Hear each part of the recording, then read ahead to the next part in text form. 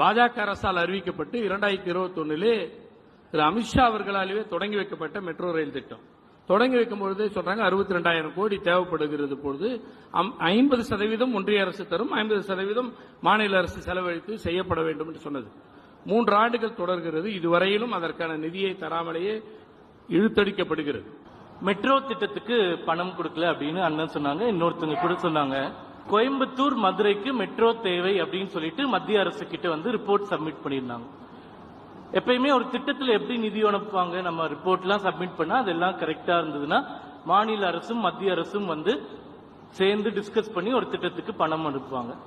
இப்போ இந்த பட்ஜெட் முடிஞ்ச உடனே ஒரு திமுக எம்பி கேள்வி கேட்கிறார், கோயம்புத்தூர் எம்பிக்கும் மதுரை எம்பிக்கும் ஏன் நீங்க நிதி ஒதுக்கல அப்படின்னு மத்திய அரசாங்கத்தை பார்த்து.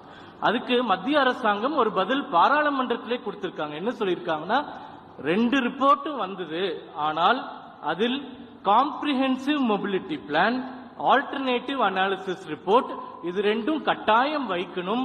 அது 2மே தமிழக அரசு வைக்காத காரணத்தினால் எங்களால் நிதியை ஒதுக்க முடியவில்லை அப்படின்னு சொல்லியிருக்காங்க. இது கூட பரவாயில்லைங்க, இது எல்லாமே பரவாயில்ல. நேற்று நடந்தது பாராளுமன்றத்தில் பிரிண்ட் அவுட்டோட கொண்டு வந்திருக்கேன். இப்ப இங்க உட்கார்ந்து இருக்கக்கூடிய தொகுதி பாராளுமன்ற தொகுதி வேலூர் தொகுதி. இதனுடைய எம்பி திரு கதிரானந்த் அவர்கள் மத்திய அமைச்சர் கிட்ட ஒரு கேள்வி கேட்டிருக்காரு. என்ன கேள்வி கேட்டிருக்காருன்னா, வேலூர்ல மெட்ரோ திட்டம் துவங்குவதற்கான திட்டம் இருக்கின்றதா, வேலூர்ல மெட்ரோ திட்டம் அதற்கு எவ்வளவு நிதி ஒதுக்கி இருக்கீங்க அப்படின்னு கேட்டிருக்காரு.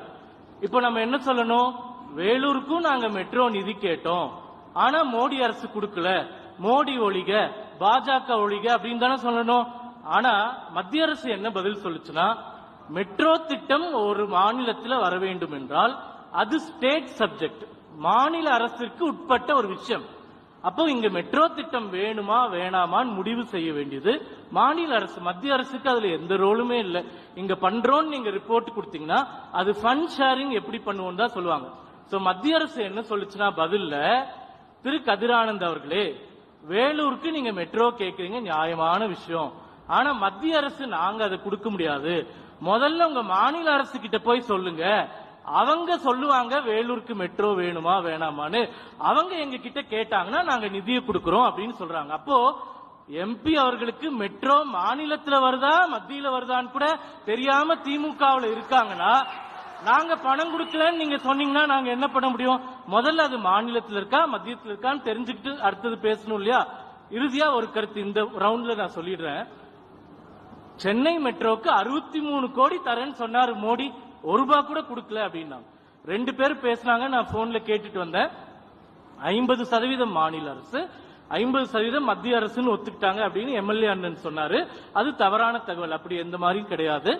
என்ன ஒப்புக்கொள்ளப்பட்டிருக்குன்னா 63 கோடியில மாநில அரசு, அதாவது திமுக அரசனுடைய பங்கு 22,228 கோடி, மத்திய அரசினோட பங்கு 7,425 கோடி, ஜைகா கடன் 20,196 கோடி, வேர்ல்டு பேங்க் கடன் 13,398 கோடி.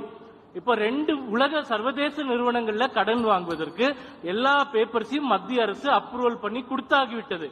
மாநில அரசு 22,000 கோடி செலவு பண்றேன்னு ஒப்புக்கொண்டு கையெழுத்து போட்டிருக்காங்க.